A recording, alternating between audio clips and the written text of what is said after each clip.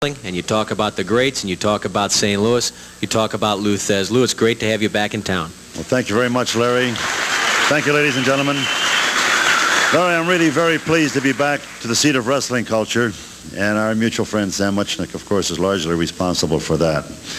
But like Sam, like myself, and many others that have devoted their lives to wrestling, we were doing what we enjoyed doing.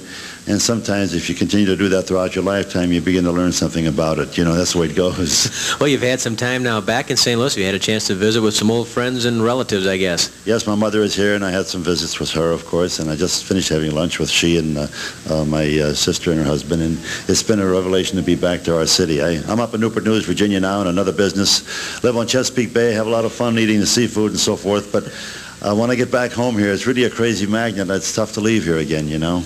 I can imagine. Lou, 6 times holder of the World Heavyweight Championship. Now, we have a double main event here coming up in St. Louis, and I'm curious on your opinion about both matches. Let's take one at a time. First, Dick the Bruiser and Dick Murdoch inside the fence. How do you see that match? Well, that's a very interesting one. You've got a couple of real bruisers there. And, of course, Murdoch is a very evasive fellow, and he's continually trying to run away from the heat, from the problems, you know. But I would really like to be here to witness that match, because that's going to be an interesting one. There'll be a lot of lumps, is all I can tell you. And nowhere to run with the fence there, so that takes away a little strategy from Murdoch, I guess. Yes, well, that's what I say. The lumps are going to be flying, because that's the bruiser's long suit. And, of course, Murdoch will have to try to retaliate, and it's going to be very interesting. The other main event, Ted DiBiase and Nature Boy Ric Flair, 2 masters of the figure 4 leg lock. Well, this Ric Flair is a seasoned hand by now. He's sort of a veteran. But I think this DiBiase boy, I saw him in Shreveport, Louisiana a couple of weeks ago. I think he's one of the brightest stars on the horizon today. He could very well reach the top. I'm really impressed with him. His father was a good wrestler, and he superseded that. I'm really impressed with this young man. Yeah. And you talked before we came on the air about all the good young wrestlers you've seen. Anyone else who's caught your eye, particularly in St. Louis or around the country? Well, a young man has just left the ring here, a young man by the name of David Von Erich. And this young man has a real aptitude for wrestling. It comes easy to him, and I can see that he likes what he's doing. And, of course, he'll burn the midnight oil because he enjoys what he's doing. But he is real championship timber. This fellow could reach the top probably more rapidly than anyone. He has the makeup for it, mental, physical. I think he's one of the stars that could really, he'll make a mark on him in the wrestling world, I can tell you that. And, of course, I can remember just a few years back some great battles that Lou Thez had defending the gold belt against a gentleman by the name of Fritz Von Erich right here in St. Louis. Yes, well, I don't mean to say anything unkind about Fritz, and he's had a great career. But I think this boy is going to do a better job than he did. He has a little more wrestling knowledge, basic knowledge. Fritz was a football player. But this young man begun to wrestle at an early age, and I can see the earmarks of it. And it's a matter of doing your homework. And the years you spend in the gym learning your craft, of course, is what pays off later. And he already has a basis. I can see that. His elementary experience has been very good. Lou, we've got so much more we could talk about. Have you got a few minutes? You can join us at ringside for the next match? You bet. Lou Thez with us now. He'll be with us at ringside for the second main event. We'll be back with more in a moment. Rufus R. Jones against Billy Howard. A special attraction on Wrestling at the Chase. With us at ringside is 6-time former world champion Lou Thez. And Lou, I understand that next weekend here on Wrestling at the Chase, you're going to be on hand as a special referee. You like St. Louis so much. I sure will, Larry, and I'm looking forward to it.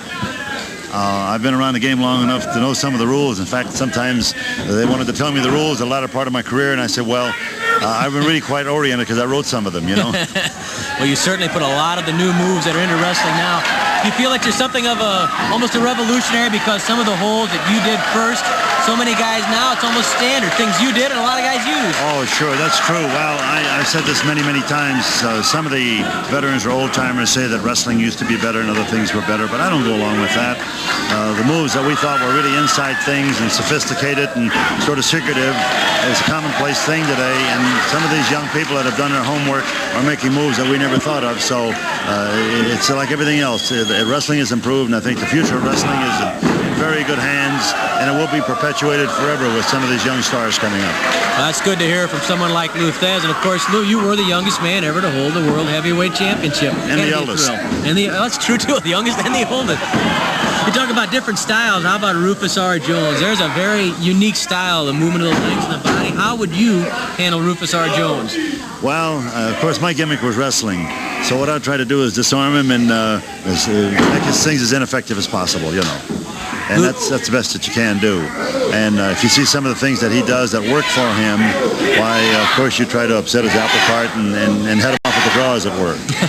Lou, one thing I can recall from all of your matches, you always seem to stay in tight on an opponent, wanted to stay in there close. Any particular reason for that? Well, that's the way we were coached. I had a fellow by the name of George Tregus coached me here in St. Louis, Ray Steele, Ed Stringer Lewis. Mr. Muchnick is familiar with all these names and the things that they did with us years ago. We trained 7 days a week, and that's the way they taught us. Just ride your opponent very, very closely. You know where he is at all times. You close your eyes, you know where he is. And that's where it is, you know. Good point. If you were blinded at perspiration in your eyes, it didn't matter because you could feel him. You knew what was there. Some blind people are good wrestlers. Once they get their hands on you, you're in trouble. Very true. Remember Big Bill Miller at one time in his native Ohio. He was involved in teaching blind children how to wrestle. Yes, see, some of them get very, very good. Once they get their hands on you, why, you're up against the same problem you would with a fellow that sees very well. Billy Howard forces Rufus R. Jones to the ropes. Lee Warren trying to get Howard back, and Howard with a knee lift into the stomach. Another high knee lift from Billy Howard. He pulls Rufus R. Jones off the rope, but Rufus powers his way out and twists that arm. And he's more knowledgeable, has more wrestling ability than people think. He's a sleeper. Headbutt to the shoulder for Rufus R. Jones, put Billy Howard down. I guess that's true in a lot of wrestlers, isn't it, Lou? That people overlook their fundamental ability because Ric Flair with a fancy robe. They overlook the guy can wrestle. Well, they laughed at Gorgeous George, but he was a darn fine wrestler. So that, you know, you just don't know. Now, Ric Flair's done his homework. He's a great athlete. And I know the matches that he's had here, he's really captured the wrestling fans here in St. Louis. And I'm sure they're going to look forward to seeing he and DiBiase, because that should be something. Tremendous pairing. Some good young talent. You talk about Von Erich and DiBiase. Matchmaking is not an accident. You know, to be as successful in wrestling as Mr. Muchnick has been here, matchmaking is an art, and he's very artful at doing this. This is where it is, you know. Just to take names out of a hat doesn't mean anything. You got to know what you're doing. Give the people what they want, so to speak. You got it. Rufus R. Jones still in charge against Billy Howard, twisting that arm, yanking the arm out. Howard getting a bit frustrated. That's another part of wrestling that you excel at. I can remember so many times where you could get an opponent angry with a little slap here, a little elbow there. Oh, sure, upset them, of course. And sometimes you upset them enough why they sort of forget what they learned, you know. They let the emotions take charge of the head. That's right, sure. Rufus R. Jones' head took charge right there. Billy Howard threw a punch at the hard forehead of Rufus R., and Rufus takes Billy Howard to the corner. Yeah, his style is so unique, you know. He upsets a lot of people because they don't understand what he's going to do next. That's a good point. He doesn't come in as in the standard approach toward an opponent. He's got the legs moving, the arms moving. It has to throw you off balance. Yes, he's very, very sharp. I've watched him. He squirms out of a headlock like an eel, you know. Rufus R. Jones. Luthez with us here at ringside on Wrestling at the Chase. Rufus twisting that arm. A lot more power than you would imagine. You know, Ed Stringer Lewis was a great, great wrestler. In my opinion, the greatest the world has ever known. And he was a little overweight like Rufus. But the only one that bothered was the person that he was on top of.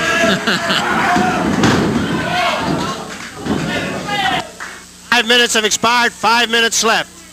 Lou, we know you have some other commitments here in town. We'd like to thank you for spending some time with us, and we look forward to seeing you next week as a special referee on Wrestling at the Chase. Thank you so much, Larry. I'm going to run out and have a little visit with my mother, and then I'll talk to you later. Thank you very much. So Luthez.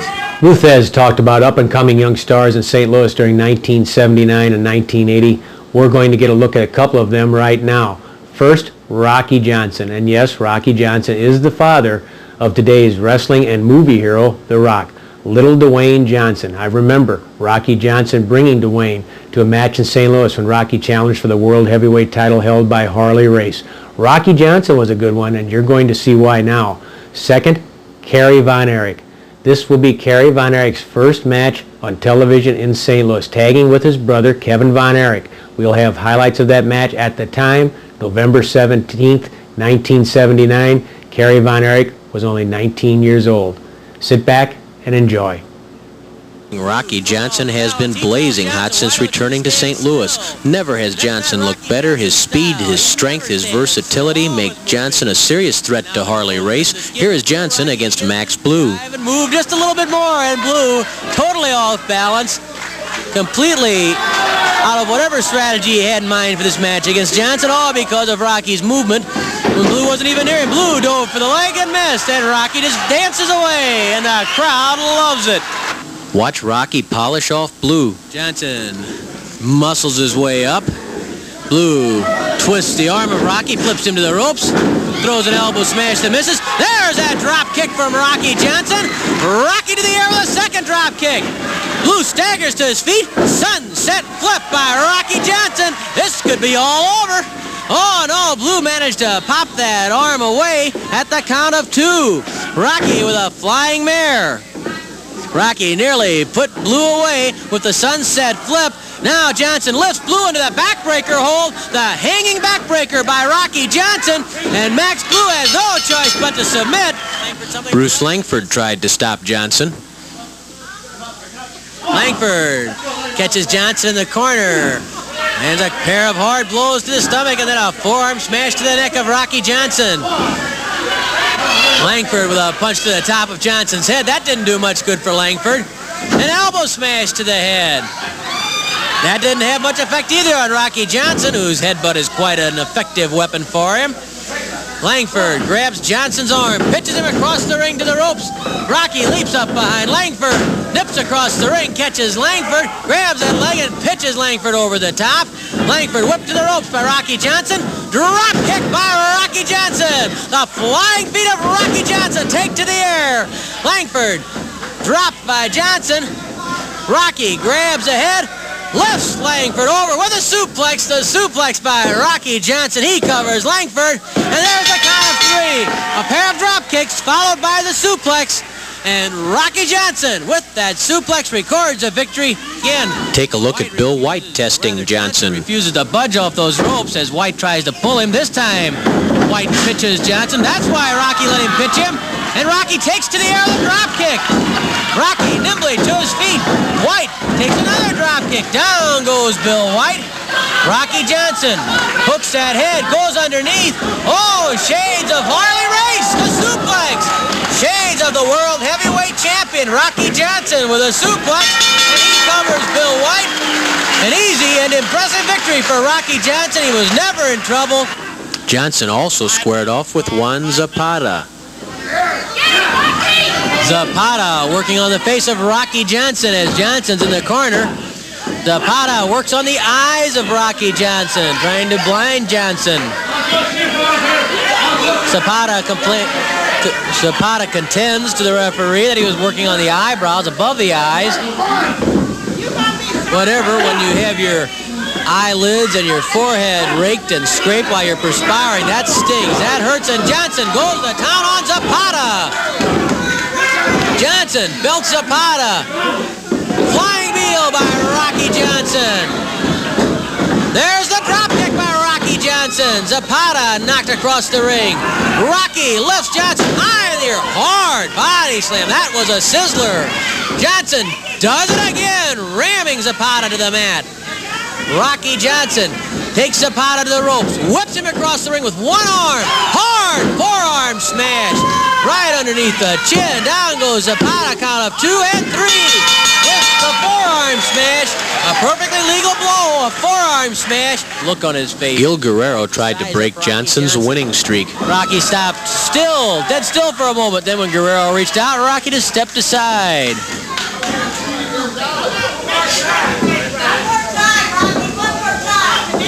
Five minutes of a lap, 5 minutes left. Rocky Johnson moves behind Gil Guerrero. Guerrero tosses Johnson, comes up with an arm lock on Rocky Johnson. Johnson coming to his feet.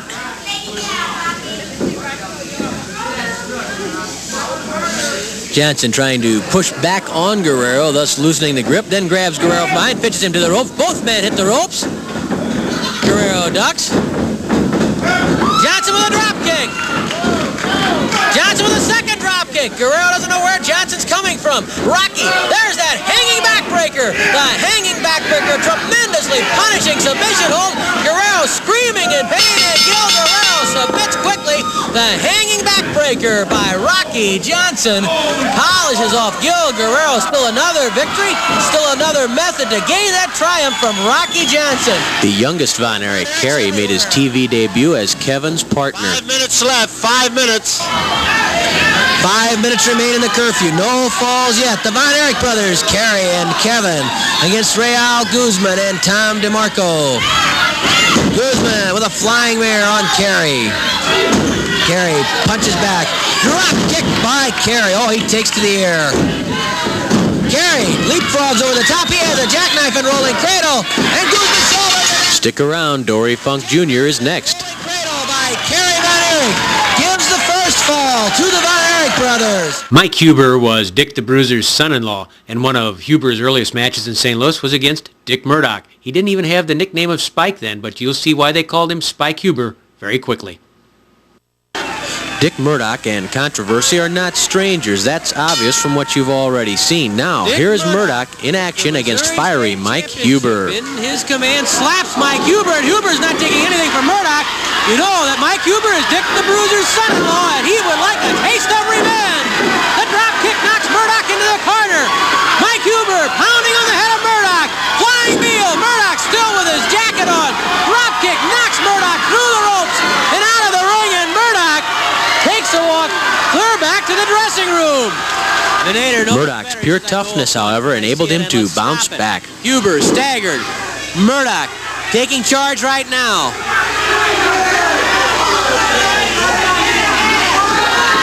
Mike Huber pitched head first into the buckles, and that showed you some of Murdoch's strength right there as he lifted Huber into the air and threw him head first against that buckle. Knee dropped to the head. Shades of Harley Race right there. Another knee drop against the head by Murdoch. The Missouri champion driving his knee into the head of Mike Huber. That's what Harley Race will get, says Dick Murdoch, as he covers Huber, but he can't keep him down. Murdoch thought he had a pin there. Kick right to the head by Dick Murdoch. Another kick to the head. Huber taking a pounding now at the hands of Dick Murdoch. Huber trying to keep his feet. Murdoch smiles. The first time he smiled in this entire battle.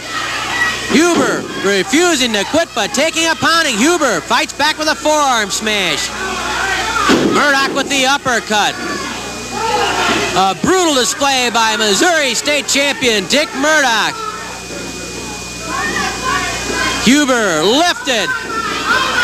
Murdoch keeping his balance. What's he got in mind here? A running body slam? Oh, Murdoch jamming Huber into the mat. A running body slam.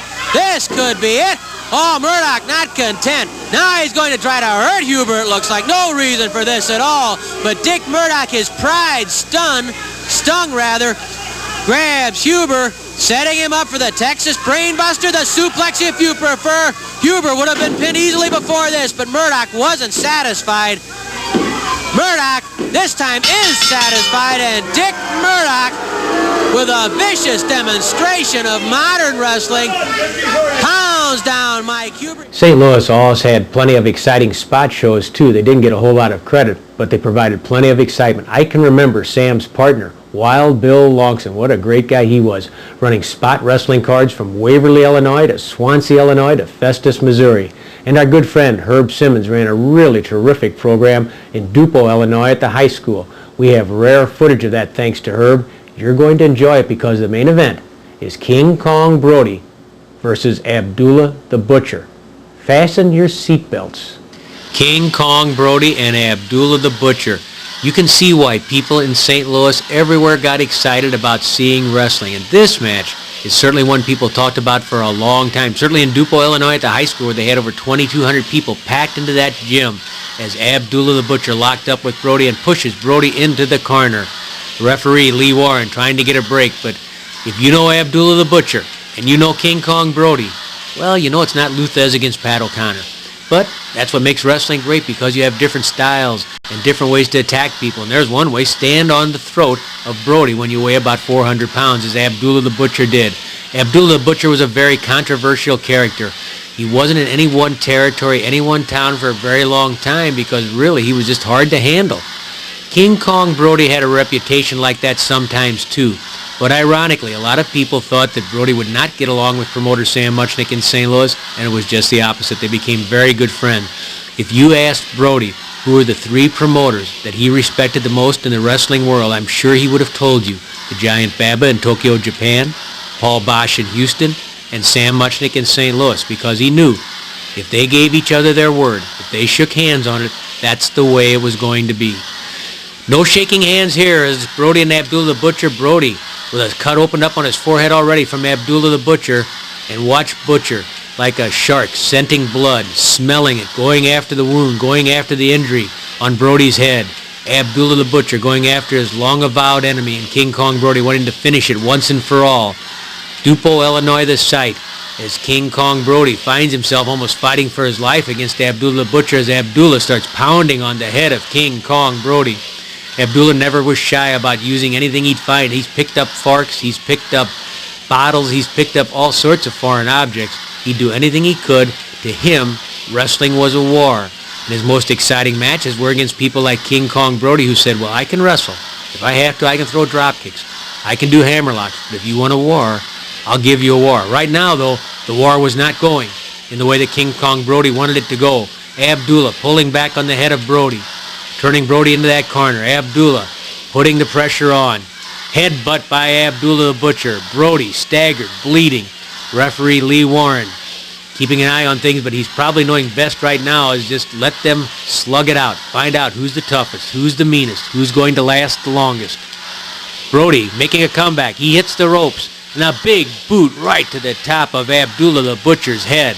Abdullah the Butcher taking another kick, another boot from King Kong Brody. Another kick right to the jaw. Abdullah the Butcher hanging onto those ropes. In deep trouble now. And you can see that a cut has been opened up on the head of Abdullah the Butcher. Abdullah bleeding as Brody pounds on Abdullah the Butcher. Brody hitting the ropes again, wanting every bit of extra energy he can get for a kick up against the ear of Abdullah the Butcher. Herb Simmons was probably wondering right there, boy, what did I get myself in for with a main event like this? Abdullah the Butcher and King Kong Brody. But I'm sure that Herb Simmons at that point was like every other fan in that building. He was standing in rapt attention, watching every move these two giants of wrestling were doing. Brody, Abdullah trying to destroy each other. Brody with a chop to the head of Abdullah. Brody on the offensive now. Abdullah hanging onto the ropes, trying to keep his feet as Brody pounds on the head, pounds on the lacerated head of Abdullah the Butcher. The blood spilling out of the forehead, down the chest, down the arms of Abdullah the Butcher. Abdullah in deep trouble now. He had the offensive early, but now King Kong Brody lashing out with all his might, with all his fury, and Abdullah the Butcher in deep, deep trouble. Can Brody put him down? Can Brody get his shoulders on the mat? Can Brody make him say that he'll quit? Well, it's going to be tough. And Brody knows it. Even going to biting King Kong Brody. Lee Warren, the referee, who's been in so many big matches by this point in his career, knowing that this might have been his toughest challenge, trying to keep some sort of order between Abdullah the Butcher and King Kong Brody. Abdullah fighting back. A chop to the head. Remember, Brody was already cut. Abdullah pitching Brody through the ropes outside the ring. Remember, this was a high school gym, and like all high schools, they're pretty protective of their floors, so the crowd was all up in the bleachers, and it gave Brody and Abdullah room to roam. Maybe that wasn't such a good thing. They're fighting outside the ring now, looking for the furniture they can use on each other, trying to batter each other into destruction. Brody picks up the ring bell and slams it into the head of Abdullah the Butcher. Abdullah reeling after taking the bell to the head, but then he slams Brody's head into a table. Brody grabs a chair. Look out. Abdullah the Butcher catching the chair right across the forehead. Brody going after Abdullah with the chair again, trying to drive it into the throat of Abdullah the Butcher, but the Butcher, he's like a tank. You can't destroy him. Down goes referee Lee Warren. His attempt to keep some order quickly going by the wayside. Headbutt by Abdullah, then a chop again to referee Lee Warren, who by now is on the floor and calling for help, realizing there is no way one man can keep these two apart. See Lee Warren asking for help from the dressing room, hoping the other wrestlers on the undercard will come out and give him a hand, trying to break up Brody and Abdullah. Look at the packed crowd there behind Brody and Abdullah. Here comes one wrestler. Abdullah grabs him. Brody, Abdullah, they couldn't care less who's in between them. They have sights for only one thing, and that is kicking the tar out of each other. Anybody that gets in the way, they're going to be in trouble. Brody and Abdullah. Here comes Gary Jackson, Night Train Gary Jackson trying to break it up. Brody, who liked Jackson, with that kick to Jackson's chest, knocking him down. He probably didn't even know it was Gary Jackson. Another guy grabs Brody. Brody grabs him by the head, slams him into the concrete wall, not the pad. Brody's so angry, so out of control, he slammed him into the concrete wall. There's Brody with a water cooler going after Abdullah the Butcher. No way to break it up. Abdullah the Butcher. King Kong Brody, one of the greatest feuds in wrestling history. Brody, Abdullah, and they were in St. Louis like so many other stars. Sam Muchnick was a brilliant promoter. He understood his audience, and the foundation of what St. Louis was built upon was wrestling at the Chase. Sam Muchnick, wrestling at the Chase every week for over 20 years, provided a classy look at St. Louis wrestling. Now let's go back to back, July 27th, 1980 and August 3rd, 1980, and savor what wrestling at the Chase was all about. A girls match, 2 tag team battles, and Missouri State champion Ken Patera are all part of an explosive package today on Wrestling at the Chase. Hello, I'm Larry Matisick, and what a lineup today. Just take a look at one of the tag matches. It sends Von Roschke and Dick Murdoch against David Von Erich and Ted DiBiase. I'm sure you will agree that is an explosive combination. Just look at one aspect of it. Von Roschke claims to be the true master of the claw, and you know, of course, the Von Erich history with the Iron Claw. And also think back to some of the battles that Murdoch and DiBiase have had here in St. Louis. Now, we'll be right back with the opening bout after these important messages. Welcome to Wrestling at the Chase, the opening bout, a one fall with a 10-minute time limit. Introducing from Myrtle Beach, South Carolina, weighing 142 pounds, Judy Martin. And from Window Rock, Arizona, weighing 138 pounds, Winona Littleheart. Referee Chuck Riley.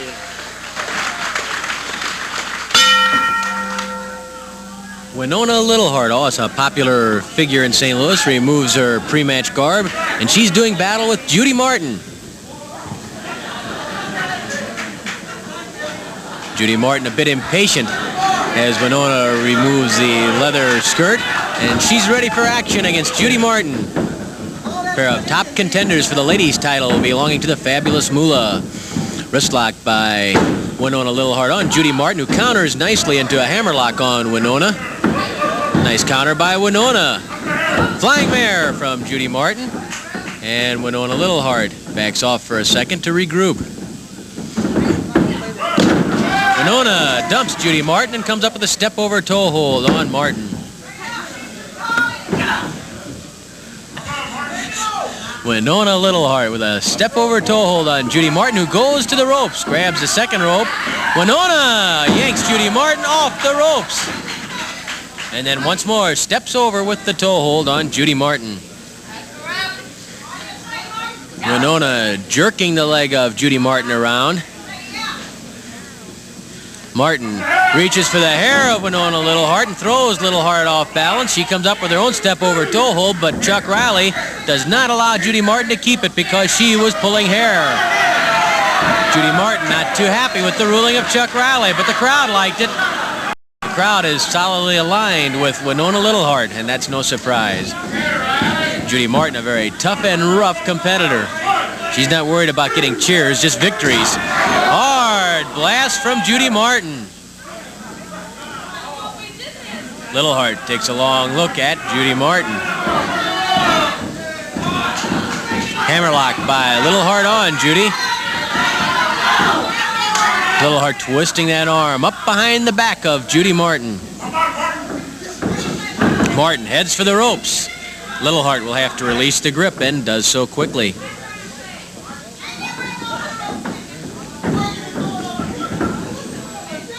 Littleheart and Martin, both very cautious right now. No advantage either way at this point. They've both had their moments. Finally they tie up, and Littleheart twists the arm of Judy Martin.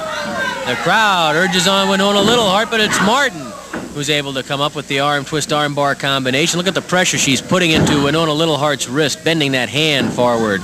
And now into a hammerlock by Judy Martin on Winona Littleheart.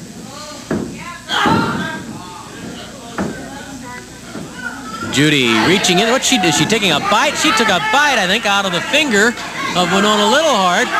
And now while Martin and Riley argue, Martin on the blind side is strangling Winona Littleheart.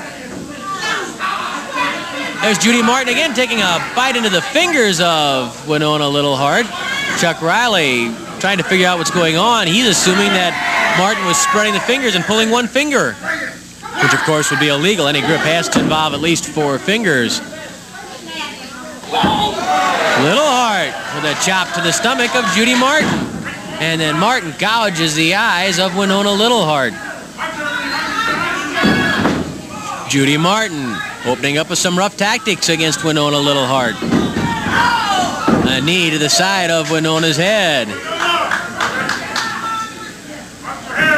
Martin lifts Littleheart and throws a punch into the throat of Winona Littleheart. Judy Martin proving to be a very tough, hard-nosed competitor. And Littleheart has been shaken by the attack from Judy Martin.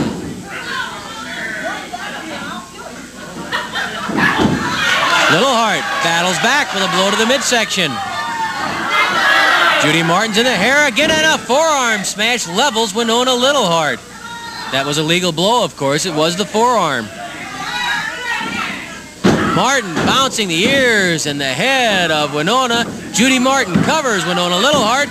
At the count of 2, Martin is flipped off by Winona. Winona Littleheart. Her father was a professional wrestler.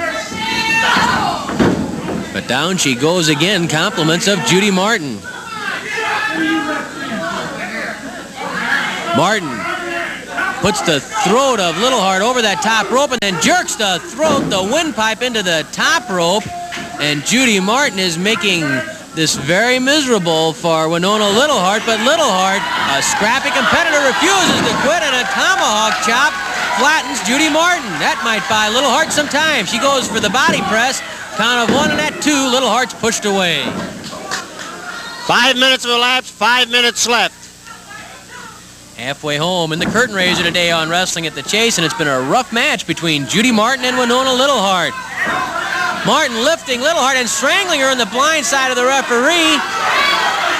Everybody's expecting a body slam, but instead Martin, who's very strong, is strangling Littleheart. Riley running around trying to see what is happening around the throat.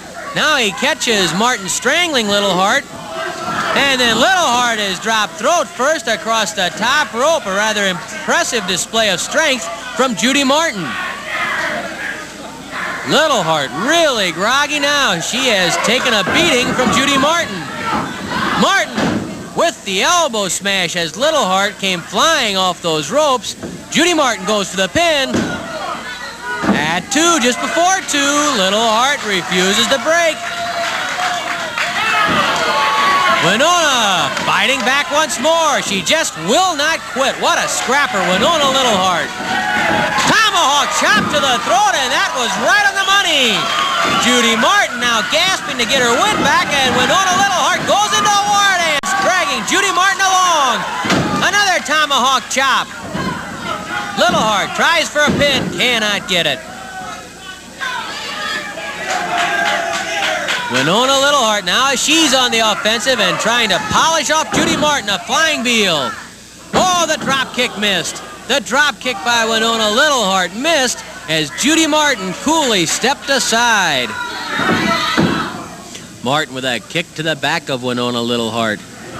Just when things started to go Winona's way, everything backfired because of that missed drop kick. Up and over! Hard spill by Winona Littleheart. Judy Martin with that backflip. 3 minutes left. Chuck Riley taking a close look because it appeared as though Winona Littleheart could have been hurt in that spill. She's banged into the turnbuckles by Judy Martin. A kick to the stomach from Judy Martin. Another kick to the midsection from Martin. Littleheart hurled across the ring.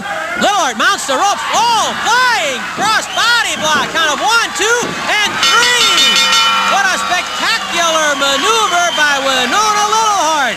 Tossed into the corner, she used her head, got up on that second rope, leaped off the second rope with a flying cross body block, and flattened Judy Martin for the pin. It was a hard-earned victory, but a big victory for Winona Littleheart. Let's hear from Mickey Garagiola. In 7 minutes and 24 seconds, the flying body slam. The winner, Winona Littleheart. The first main event, a 1 fall with a 20-minute time limit. an Australian tag team match. Introducing from Denton, Texas, weighing 238 pounds, David Von Erich. From Omaha, Nebraska, weighing 250 pounds, Ted DiBiase. From Germany, weighing 283 pounds, Von Raschke. And from Waxahachie, Texas, weighing 260 pounds, Dick Murdoch. Referee Lee Warren, Chuck Raleigh.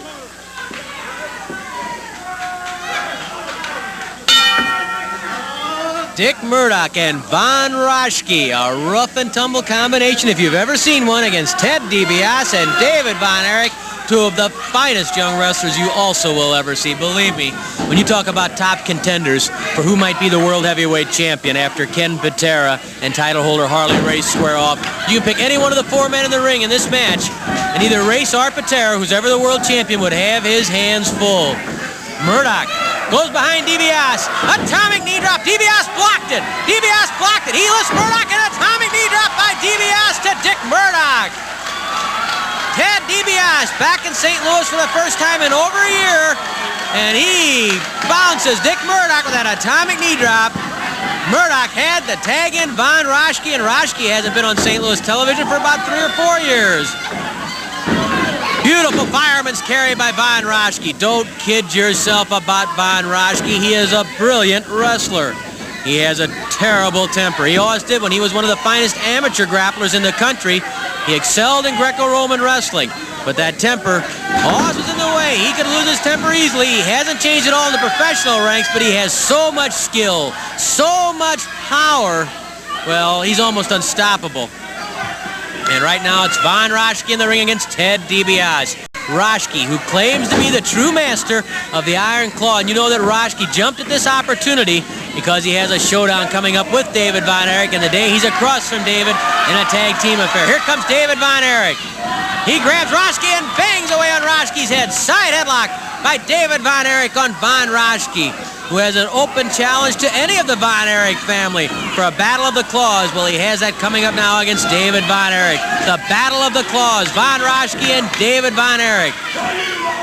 And of course, also coming up on that same card, the battle between the Missouri State Champion Ken Patera and the World Heavyweight title holder Harley Race, with Lou Thez, the all-time great, the native of St. Louis, as the special referee. Raschke pitches Von Erich to the ropes. Von Erich over the top, and with a drop kick, floors Von Raschke. Side headlock, over the hip, down goes Raschke. David Von Erich in command and keeping a close eye on Dick Murdoch. Raschke trying to put the shoulders of David Von Erich down, but couldn't keep him there. He tries once more. Lee Warren hears the crowd yelling and catches Von Raschke, pulling tights, and then shoves David Von Erich back over on top. Side headlock by David Von Erich on Von Raschke. And Lee Warren balls out Dick Murdoch, chases him back to the corner because Murdoch was reaching in.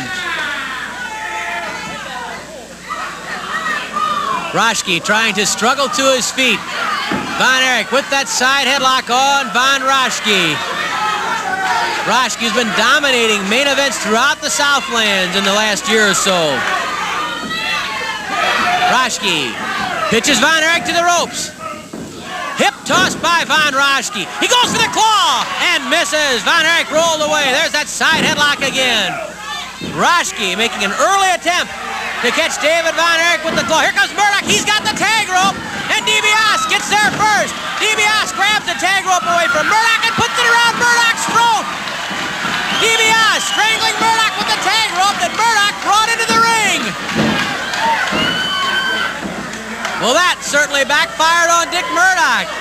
He pulled that tag rope loose and came running after David Von Erich, but Ted DiBiase came to the rescue of David Von Erich and ended up strangling Murdoch, which was what Murdoch had in mind for David Von Erich.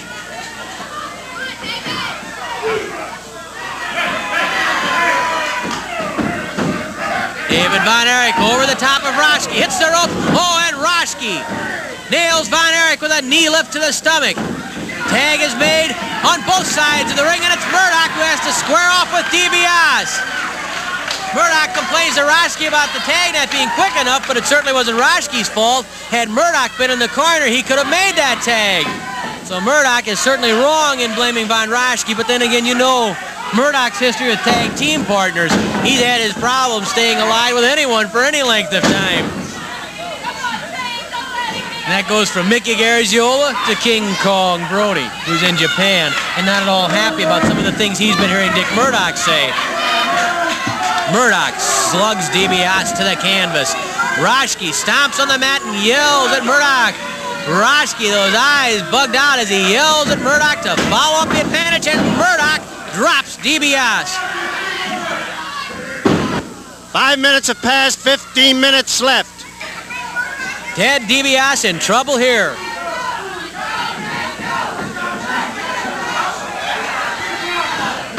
Once more, DiBiase blocks that atomic knee drop on Murdoch.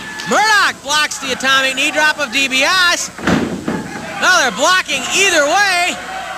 That one scores. That atomic knee drop hit the mark. And so did that forearm smash. Murdoch leveled by DiBiase.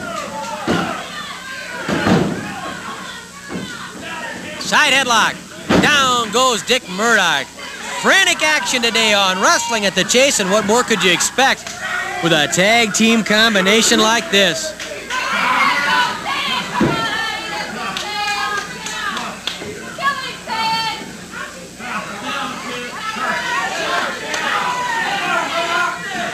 Ted DiBiase with a side headlock on Dick Murdoch. Murdoch looking out from inside that headlock for Roschke. Murdoch with an uppercut that spun DiBiase right around. Claw yells. Oh, he yelled a claw at Roschke. And Roschke gets the claw on Murdoch. Roschke has the claw on Murdoch. He missed DiBiase. Murdoch couldn't hold on to the aggressive Ted DiBiase, and Roschke ended up with the claw on Murdoch, and now Murdoch and Roschke have a little disagreement. Dick Murdoch, he'll try anything, he'll do anything, and sometimes it backfires on him. It certainly did there. Roschke forces DiBiase to the ropes, and DiBiase fights back. DiBiase and Roschke were toe-to-toe. Murdoch got in it. Here comes David Von Erich after Murdoch. Murdoch powers in the corner. Now he fights back against David Von Erich. All four men in the ring. Finally, Murdoch gouges the eyes of David Von Erich. Meanwhile, Roschke has a headlock on Ted DiBiase. Believe me, the action is being generated not just by the two people in the ring, but the two outside the ring have been involved just as much. Dick Murdoch not too happy with the commentary out here, but Murdoch says he's had enough of this. He's going back outside. I don't know if he means outside the ring or outside the building. You never know with Murdoch. He is controversy personified. Here comes Murdoch. He comes up behind DiBiase, who did not see the tag made. Try this one, yells Murdoch at DiBiase as he bangs the elbow off the jawbone of Ted DiBiase. DiBiase sags to the ropes, but comes off with a forearm smash. Side headlock briefly by Murdoch, and then he pounds a fist into the head of DiBiase. Two former Missouri State champions in there right now, Murdoch and DiBiase. Here we go, yells Murdoch. He hooks ahead. He's going for the brain buster. The suplex or the brain buster, either name you want. And Murdoch drops DiBiase with the brain buster. This could be it. Count of two. Oh, and DiBiase. DiBiase pushes off Murdoch, and Murdoch is incensed. He tags Roschke. Roschke trying to follow up the attack. He hoists DiBiase for a backbreaker. The backbreaker by Roschke. At two, DiBiase just won't stay down. Front rolling cradle, a small package by DiBiase. Roschke quickly breaks free. He's a strong, powerful man. Roschke whips DiBiase to the ropes. Oh, Roschke was trying to flip DiBiase. DiBiase nailed him with a kick. Here comes David Von Erich. David Von Erich pounds on Roschke. Drop kick knocks Roschke to the corner, and DiBiase right back on top of him. Across the ring goes Roschke. Up and over the top goes Von Roschke. David Von Erich poisons the claw, and Roschke blocks the claw. Roschke blocks the claw. Here comes Murdoch. Von Erich went for the claw on Von Roschke. Whose claw is better? The one of Von Raschke or the one of the Von Erich family? Murdoch's knee lifted to the air and it bangs into the head of David Von Erich. Raschke chased out of the ring by the referees. Murdoch back on the assault against David Von Erich. Hot and heavy action. What more could you want from any wrestling match, from any wrestling card? David Von Erich tosses Murdoch to the ropes. Flying tackle flattens David Von Erich. 10 minutes have expired, 10 minutes left. David Von Erich with the claw on Murdoch. Raschke charging into the ring, and he's after David Von Erich. David still hanging on with the claw. Now Raschke with the claw. Raschke with the claw on Von Erich. The Von Erich's own weapon being used against them. Von Raschke with the claw on David Von Erich. Raschke digging in. David Von Erich sagging, starting to lose consciousness as Raschke uses the Von Erich's own weapon against them. David back on his feet, trying to keep his consciousness, trying to keep his head up. He has the claw on Raschke. Both men with claws. Raschke with the claw on Von Erich. Von Erich with the claw on Raschke. They end up in the ropes. If they can get either man to release the claw, finally, both claws broken. The claw against the claw. Boy, you saw it graphically right there. Raschke and David Von Erich. Knee lift by DiBiase flattens Raschke. Body slam by DiBiase. Here comes Murdoch. He breaks up a potential pin. And DiBiase is angrily after Murdoch. DiBiase and Murdoch. DiBiase knocking Murdoch down to the apron. Raschke and David Von Erich battling in the middle of the ring. Murdoch pulls DiBiase outside. Murdoch slamming him into the table.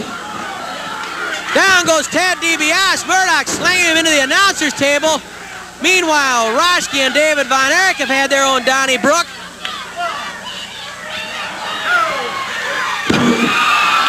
Oh, Murdoch slammed into that table.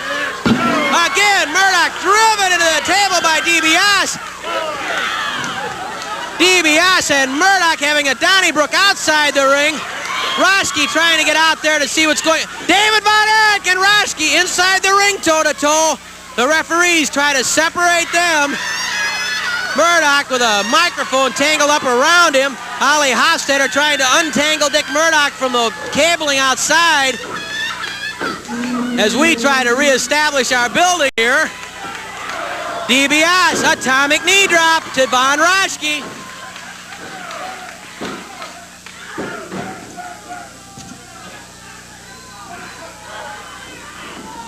Tag made to David Von Erich. Raschke catches a punch from both David Von Erich and Ted DiBiase. Raschke puts his foot on the ropes to avoid being pinned. What more could happen in this match? They've wrecked ringside, I'll guarantee you that. The dropkick floors Raschke. David Von Erich, though, keeping a wary eye on Murdoch. He knows you can never count him out. Murdoch yells Raschke. David Von Erich flung head first into the top turnbuckle. Murdoch lifts David Von Erich and pounds on Von Erich's head. Lee Warren and Chuck Riley, the referees, trying to maintain some sort of order in this knockdown, drag-out, back alley brawl. Murdoch tosses David Von Erich to the ropes and nails him with an elbow right to the chin. Murdoch flying elbow drop. And then Murdoch spits at DiBiase. Here comes DiBiase. Ted DiBiase not in the mood to take anything from Murdoch or Raschke. David Von Erich carried over to the corner. Raschke pounding on David Von Erich as Murdoch holds Von Erich's arms. Murdoch yells something at DiBiase. Raschke pounding on David Von Erich. Murdoch and DiBiase about ready to square off again. Raschke misses the claw. Raschke missed the claw. Tag made to DiBiase. DiBiase pounds away on Von Raschke. Spins him with a punch. Down goes Raschke. Flying elbow drop. Try for a pin. Got two. Roschke shoves off DiBiase.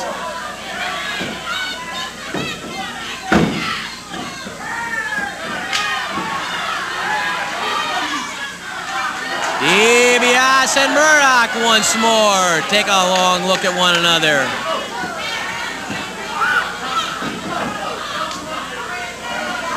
Fists are clenched. Lee Warren trying to break those fists up, but I think by this point it's almost impossible to stop Murdoch and DiBiase from going at one another hammer and tongs, just as it is to stop Roschke and David Von Erich.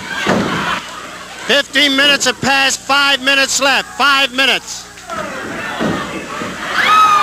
Murdoch charges into the ropes and knocks Riley right off the apron. Down goes Murdoch. The referee, Chuck Riley's been hurt. He's been knocked off the apron. DiBiase goes for the figure four. The figure four leg lock by Ted DiBiase on Dick Murdoch. Here comes Roschke, and there's David Von Erich with a claw on Roschke.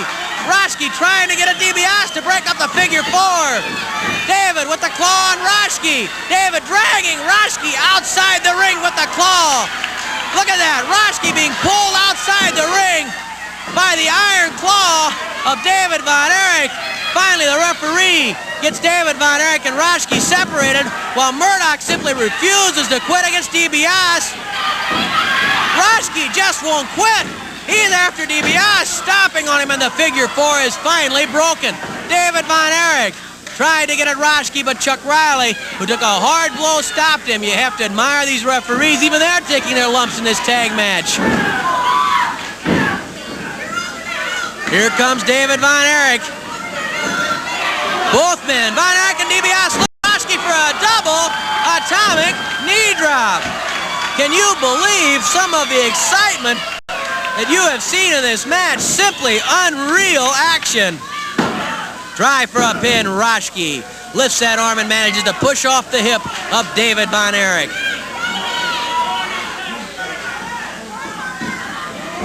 Knee lift by David Von Erich on Roschke.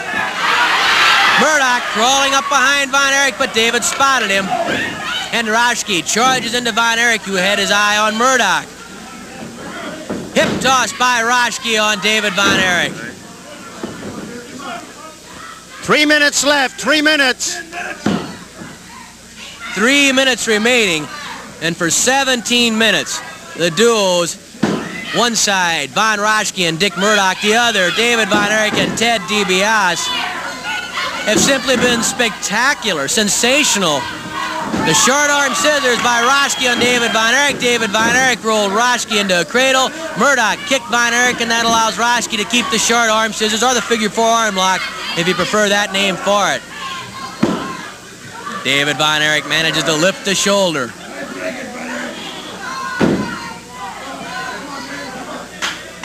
Give up, yells Roschke to David Von Erich. Certainly nothing has been decided yet as to who has the better claw, although you have to be impressed by the way David Von Erich used the claw to literally drag Roschke out of the ring when Roschke tried to get in there to break up DiBiase's figure four leg lock on Murdoch. But even at that, Roschke showed you he could withstand punishment, that he could take the claw, because after that he still got back into the ring, that man, Von Roschke, and attacked Ted DiBiase. Von Roschke with a figure four arm lock on David Von Erich. There's the claw. There's the claw by Von Erich on Roschke. The claw by Von Erich on Roschke. Roschke squirming towards the rope. Murdoch's up on the top rope. Murdoch's on the top rope, and there's DiBiase after Murdoch. DiBiase knocks Murdoch off the top rope. Roschke still caught in David Von Erich's claw. There goes Murdoch up on the ropes again. He leaps off the rope. He's caught in the stomach claw. Von Erich has a claw on either man. He had the iron claw on Roschke and the stomach claw on Murdoch before Murdoch broke it up by gouging the eye of Von Erich. Von Erich needs a tag. Here comes Murdoch. Here comes DiBiase. 1 minute left, 1 minute. DiBiase, his legs caught by Murdoch. Murdoch spins DiBiase, but DiBiase comes off punching. Murdoch slammed head first into the buckle. He can take it too. Those are four tough athletes inside that ring. Murdoch takes a bite out of the forehead of DiBiase. I'll tell you, I don't see how any of this quartet can have anything left by this point. They have just been non-stop from the opening bell. Murdoch stomps on the jaw of Ted DiBiase.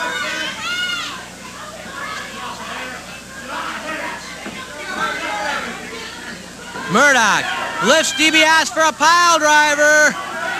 There's the pile driver from Murdoch to DiBiase. Can he pull out a victory with just a few seconds remaining? Murdoch, a bit the worse for wear himself, crawls across DiBiase. There's the bell. And that ends this match as a 20-minute time limit draw. If we can get everybody separated. Roschke and Murdoch back to one corner. They're claiming a victory, but it's not to be. This match is a stalemate, a draw. David Von Erich and Ted DiBiase against Von Roschke and Dick Murdoch. What more could you want? There is no more that you could want.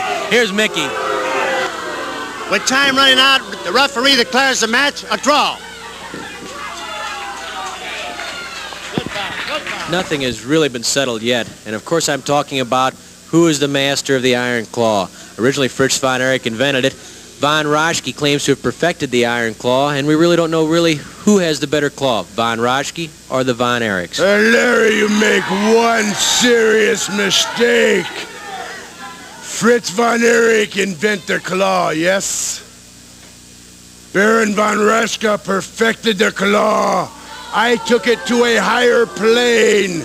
In my hand, it is the brain claw. It is a scientific hold, applying pressures to the nerves that run down the side of the skull and penetrate the cranium into the medulla oblongata, into the various synapses of the brain, causing excruciating pain and blackness, and making all of my opponents surrender to the great Baron Von Roschke. Now today, during this tag match, twice you were caught, or 3 times you were caught in the claw of David Von Erich.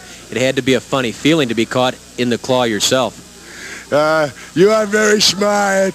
You caught on right away to my strategy. You notice in this match, I did not even attempt to put the brain claw on David Von Erich. I am too intelligent. I am too clever. I am too wise, too smart. I am above all the rest. David Von Erich fell into my trap. He applied the claw 3 different times, and 3 different times my brain went to work, and I knew how to defend myself against the claw, so that when I meet him in the ring,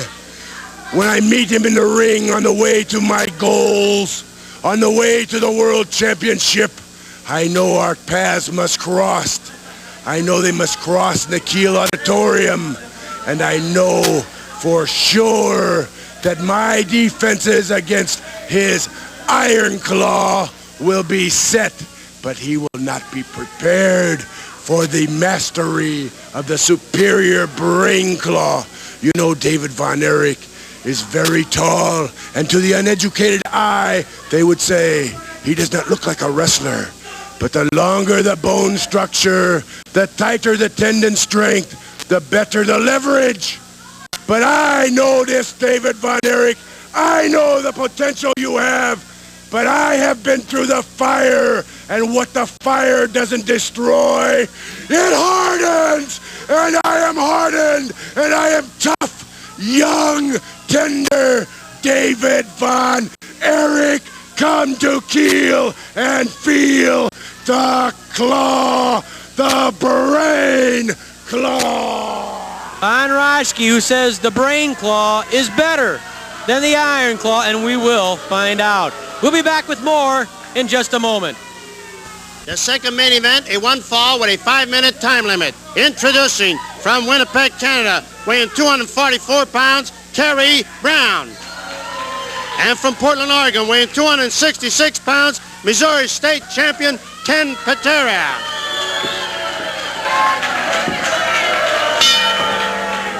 powerhouse Ken Patera, the Missouri State champion and possibly the strongest man in the world, squares off with Kerry Brown, the second main event on Wrestling at the Chase today. And here's some information about next week's edition of Wrestling at the Chase, a mixed tag match. A mixed tag match will be one of the highlights, man and woman versus man and woman. A mixed tag match next weekend on Wrestling at the Chase. Don't miss that. Patera, the first man ever to press and also to clean and jerk more than 500 pounds.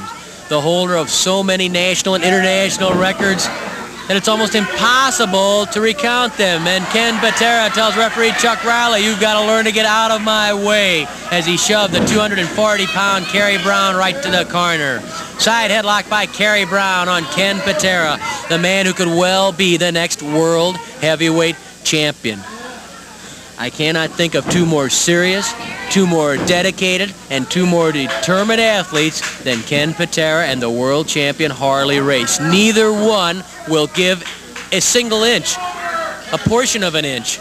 So when they clash with wrestling's biggest prize on the line, Ken Patera flexing those massive muscles after lifting Kerry Brown onto the turnbuckle. Can you imagine what it will be like when that man, Ken Patera, maybe the strongest man in the world, squares off with Harley Race, who said you have to cripple him to take the championship from him? Well, right there is a man, Ken Patera, who can cripple anyone. Anyone in the world. Patera has the wherewithal, has the power, has the knowledge, has the ability to cripple them. Patera pounds on Kerry Brown, yanks him over the top with a chance where he gets a count of one on Kerry Brown. Remember that Patera won that Missouri State title from Kevin Von Erich and then beat Kevin Von Erich in a rematch. And that says a lot right there about Patera's tremendous amount of skill. Patera with a front face lock on Kerry Brown. Is it a strangle? Chuck Riley checks. Now it's a strangle. As soon as Riley pulled that hand away, Patera went right for the windpipe. A kick to the head from Ken Patera. Patera bangs away on Kerry Brown. Pops an elbow into the face of Kerry Brown. Patera walks across the face of Brown. "Show me what you got, boy," yells Ken Patera to Kerry Brown, and bounces a forearm into the cheekbone and then into the jaw. Kerry Brown twists the arm of the Missouri State champion. Patera flung to the mat. Leg drop to the shoulder of Patera by Kerry Brown. Patera goes to the corner. 2 minutes left, 2 minutes. Kerry Brown twists Patera's arm, trying to pull him out of the corner. Kerry bending that arm forward. Ken Patera. The pressure's really on him because of the opportunity he has at his command. Patera uses knee lifts to get loose from that armbar arm twist combination by Kerry Brown. Patera lifts Kerry. Look at that. High overhead. Face down and pitches him halfway across the ring. To call that a body slam is an understatement. He threw Kerry Brown, 240 pounds, clear across the ring. At 2, Kerry Brown kicks off Patera. He better check his vertebrae after that slam. Patera hoists Brown once more. Backbreaker. The backbreaker by Missouri State champion Ken Patera once more. Kerry Brown battles away from a potential pin. 1 minute left, 1 minute. Ken Patera clotheslining Kerry Brown as he came off the ropes. That's like getting hit by a 2x4. There's the full Nelson. There's the swinging neck breaker. The swinging neck breaker by Patera. Kerry Brown forced forward. He's risking serious neck injury right here. A lot of men have gone directly to emergency rooms after being trapped in that swinging neck breaker, and Kerry Brown has to give up. The match is over, and Patera finally releases the swinging neck breaker. Kerry Brown in severe pain, rolling around the mat as Ken Patera, the Missouri State champion, has his arm raised in victory. Here's Mickey. In 4 minutes and 23 seconds, a swinging neck breaker. The winner, Missouri State champion Ken Patera. An added attraction, an Australian tag team match. Most falls to curfew. Introducing from Denver, Colorado, weighing 257 pounds, Killer Carl Cox. And from Winnipeg, Canada, weighing 242 pounds, Bulldog Bob Brown. From Wellington, New Zealand, weighing 234 pounds, former world champion Pat O'Connor. And from Fort Worth, Texas, weighing 227 pounds, Tommy Yates. And here we go for some more tag team action. Bulldog Bob Brown and Killer Carl Cox against newcomer Tommy Yates and former world champion Pat O'Connor. O'Connor and Brown begin the action. Brown shoved to the ropes by O'Connor. Don't forget now, next weekend, a mixed tag match, man and woman versus man and woman, right here on Wrestling at the Chase. A mixed tag match, plus a whole lot more. Side headlock by O'Connor and Bulldog Bob Brown. Brown grabs O'Connor's hair. O'Connor pushed to the corner where Killer Carl Cox is. Brown and Cox both pound on O'Connor. Cox pounds away that elbow on O'Connor. Bear hug by Killer Carl Cox. He's using that to lift O'Connor. He bounced him once into the turnbuckle, and now Killer Carl Cox squeezes the former world champion. While he's doing that, though, he's careful to keep O'Connor within range of Bulldog Bob Brown. Brown getting in his licks from outside the ring as the referees try to control another rough and ready duel. This time it's Killer Carl Cox and Bulldog Bob Brown. O'Connor lands a fist to Brown and then puts a side headlock on Cox and checks the bridge work of Cox. Thinking of the tag team matches, think of all the excitement there's been today in the two tag matches. Imagine what it will be like when there is an 8-man tag match on that upcoming program. An 8-man tag match, each duel will have 2 corners into which they can tag. In other words, there will be someone in all 4 corners of the ring, and tags can be made to at least 2 corners for any partner. An 8-man tag match, in addition to the showdown between world champion Harley Race and Missouri Kingpin Ken Patera, in addition to the Battle of the Claws between Von Raschke and David Von Erich, in addition to the WWF champion Bob Backlund against 315-pound Buzz Tyler. Tommy Yates with a side headlock on Bulldog Bob Brown, and Brown is flung to the mat by Yates. Yates has a real good reputation down around Texas where he is a native. He's had some good outings down there and has done very well. 2 minutes left, 2 minutes. 2 minutes remain in the curfew. No falls yet. Brown and Cox against Yates and O'Connor. O'Connor angrily came into the ring. He still wants a piece of Cox. He doesn't like to see his man double team. The referees pull O'Connor off of Cox. Here comes Bulldog Bob Brown to the ring. Oh, he catches Yates right in the throat, and Yates was looking for Cox when he came off those ropes. Brown covering Yates. And Cox pulled Brown off of Yates. He didn't want Brown to pin Yates. I don't know if he could have, and Brown doesn't quite believe it. Tag is made to Cox. Cox lifting Yates for that brain buster. And I don't think Bulldog Bob Brown's going to care for this at all, because he might have been able to pin Yates, and instead Killer Carl Cox managed to maneuver his way into that ring to get the pin on Yates. And Brown is not at all happy with Killer Carl Cox. That's exactly how that match ended, because Cox managed to get himself into the ring and make a pin on Yates, a pin that Bulldog Bob Brown could have made.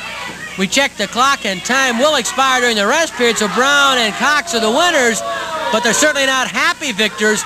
Brown and Cox. Brown very upset with Killer Carl Cox right now, but they are the winners. Let's hear from Mickey. With time running out, the winner of the only fall and the match, Killer Carl Cox and Bulldog Bob Brown. The man who is possibly the strongest in the world could soon be wrestling's world heavyweight champion. Hello, I'm Larry Matisick, and this is Wrestling at the Chase. The powerhouse, of course, is Ken Patera, who is unmatched in muscle by anyone, anywhere. Patera is also the Missouri State Champion by virtue of a victory over Kevin Von Erich. And if Patera can knock off Harley Race, Ken Patera will then be the World Heavyweight Champion. It's something Patera is clearly capable of doing. He's more than just strength. He's intelligent, he's quick, he's willing to do whatever it takes to win. Ken Patera, the Missouri champion, is here today on Wrestling at the Chase, and we'll be back with the opening bout, a mixed tag match, right after this. Welcome to Wrestling at the Chase, the opening bout, a mixed match, one fall with a 15-minute time limit. Introducing from Fort Lauderdale, Florida, weighing 140 pounds, Vivian St. John. From Winnipeg, Canada, weighing 243 pounds, Bulldog Bob Brown. From Dallas, Texas, weighing 158 pounds, Wendy Richter. And from Omaha, Nebraska, weighing 254 pounds, Ted DiBiase. Referee Chuck Riley, Lee Warren.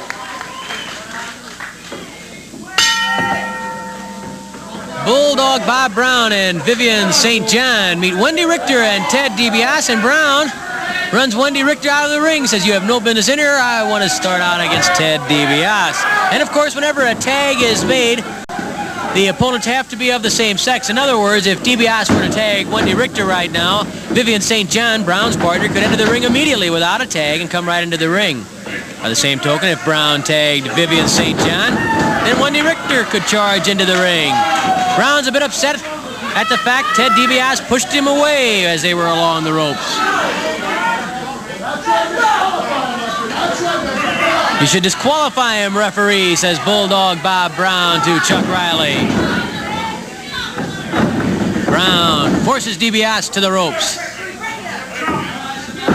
And again, DiBiase shoves Bulldog Bob Brown away because Brown was slow to step back. Riley has no sympathy for Brown. What could he do? It was clean. It was just a push. It just made the break happen a little bit quicker. Brown hooks the head and the arm of Ted DiBiase.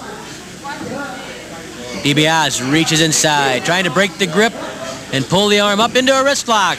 DiBiase, who's taller than Brown, he can use that height right here, trying to come up with the wrist lock, but down goes DiBiase. And I do believe Mr. Brown grabbed the hair. Ted DiBiase angrily to his feet.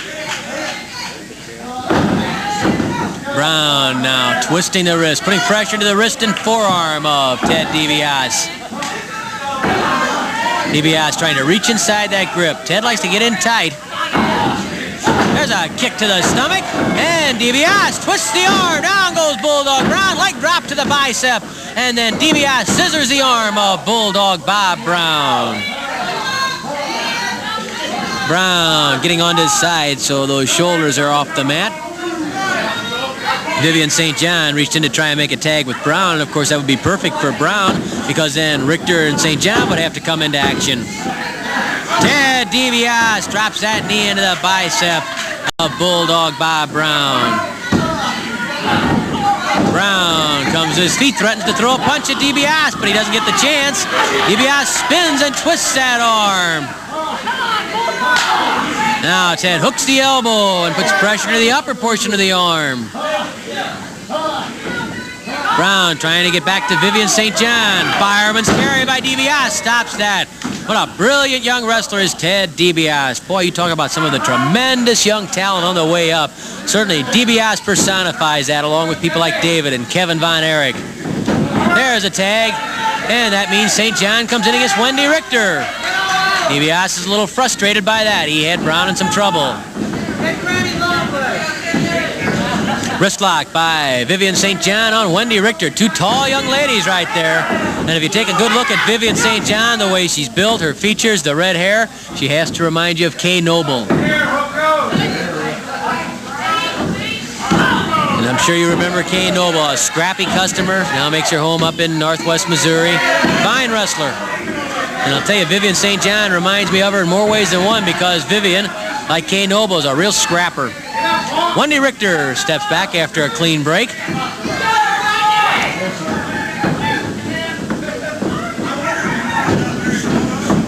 Wendy ties up with St. John. St. John forces Wendy Richter to the ropes.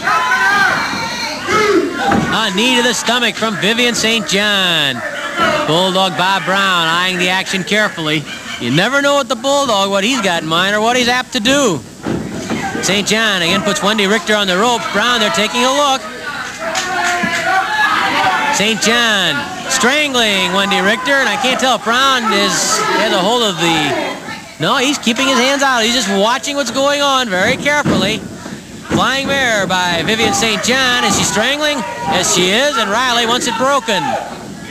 St. John with a hard kick. And another kick to the head knocks Wendy Richter face first to the mat. And St. John grabs Wendy Richter's hair, banging her to the canvas. Vivian St. John. Shades of Dick Murdoch or Von Roschke. St. John grabs Wendy Richter by the throat. Oh, St. John clouts Bulldog Bob Brown. She threw a punch at Richter, hit Brown, and Brown kicks Richter. Brown kicks Richter right in the hip, and that infuriated Ted DiBiase.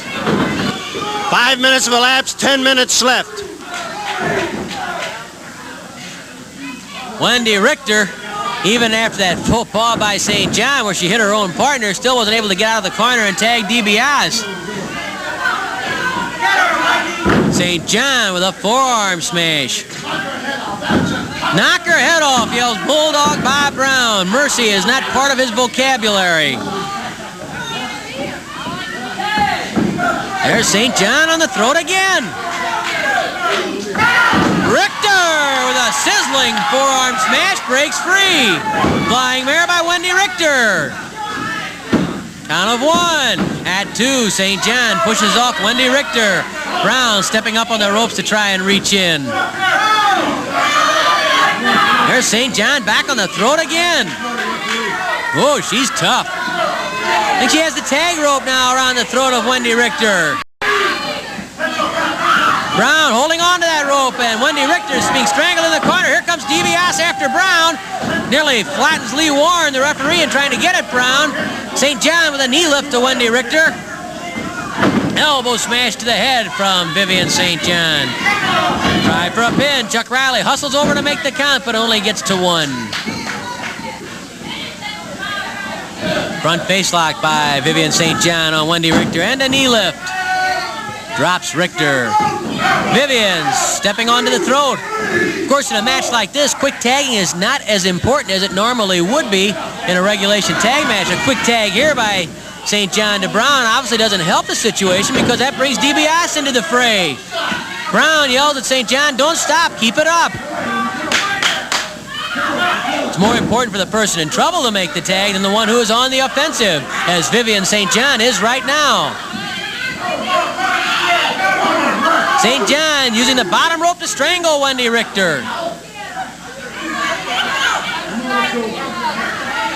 St. John strangling Richter again. Well, Brown should be pretty happy with the tactics of Vivian St. John because St. John obviously has the same philosophy as Bulldog Bob Brown.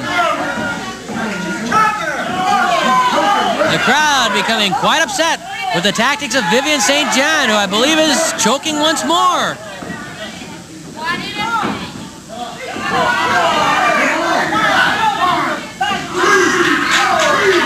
At the count of 3, I believe it was, St. John stopped strangling and used the knee lift to flatten Richter. Wendy finds a home for the fist in the stomach of St. John, does it again.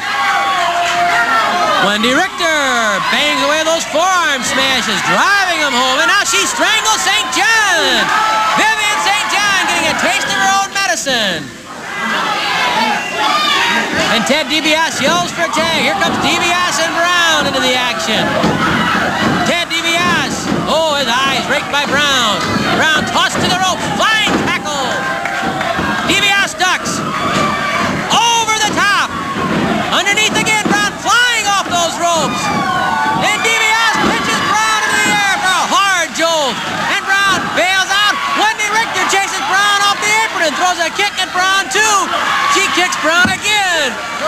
And Bulldog Bob Brown is upset. Wendy Richter, just as angry as Brown, I think. Yes, she was willing to take a kick at Brown right there. And Brown goes over to more friendly surroundings, the corner where Vivian St. John is.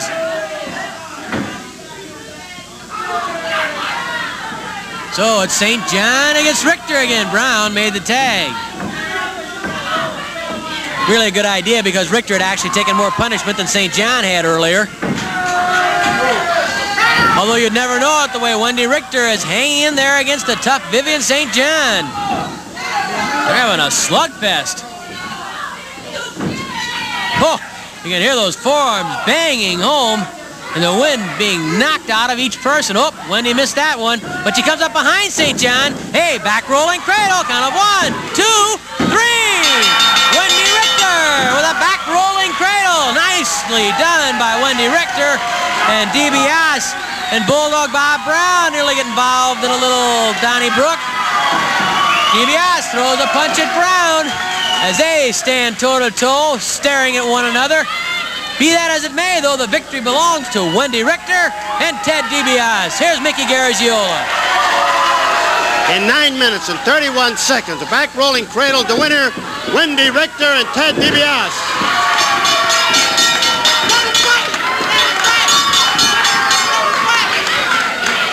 Wendy Richter and Vivian St. John still going to it. DiBiase keeping Brown out of matters so that St. John and Wendy Richter can try and settle their differences. Finally, Chuck Riley separates the two after St. John has strangled Wendy Richter. Now Brown and DiBiase are arguing once more. And I think the action finally has ended. So we will be back with more right after this. The first main event, a one fall with a 10-minute time limit. Introducing from Fort Worth, Texas, weighing 235 pounds, Tommy Yates. And from Portland, Oregon, weighing 265 pounds, Missouri State Champion Ken Patera.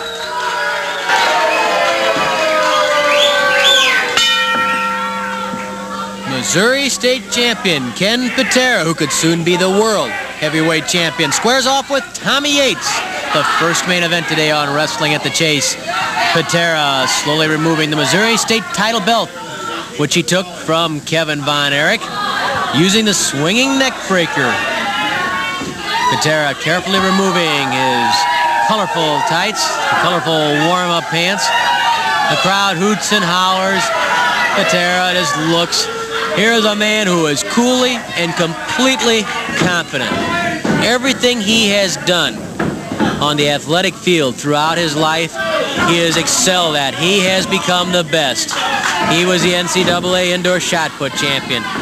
He was a national weightlifting champion. He was an Olympic medalist in weightlifting. Set so many records. He is the Missouri State champion. And now the world heavyweight title is just within his grasp. You know he can taste it. Patera trying to lure Yates to him. Side headlock by powerhouse Ken Patera on Tommy Yates. Yates, nice takedown. Not there long, though. Patera too strong and too smart there. You notice how he quickly switched the hold. He yanks Yates down. Yates tried to sit out and get away, but Patera with one arm hooked Yates. Yates again tried to get away. Nice takedown by Ken Patera. The man is a good wrestler. Don't kid yourself. Patera pulls Yates to him, but Yates comes up with a side headlock on Ken Patera. Tommy Yates squeezing the head of strongman Ken Patera. Patera, with help from the hair, puts Yates along the ropes. And then Patera clubs Yates, drives that knee into the stomach, again into the midsection, the knee lift by Ken Patera. Lee Warren, the referee, trying to get Patera to release Yates, which Patera does briefly, then hooks the arm, and up into the air. A message for Harley Race right there as Ken Patera scores with the suplex against Tommy Yates. Count of 1, 2. Yates kicks away just before the count of 3. And Patera appears surprised that Yates got up from that suplex. A pair of hard kicks to the head from Ken Patera to Tommy Yates. It gives you some idea, perhaps, of how crucial that match will be between Patera and Race to know that Lou Thez has been selected as a special referee. Patera outside the ring, banging the head of Tommy Yates into the apron. Lou Thez, 6 times Thez won the World Heavyweight Championship. He knows how hot the emotions will be running with two athletes like Patera and Race. Two men who never take a backward step, who never give up, who refuse to quit, and who will cripple to win.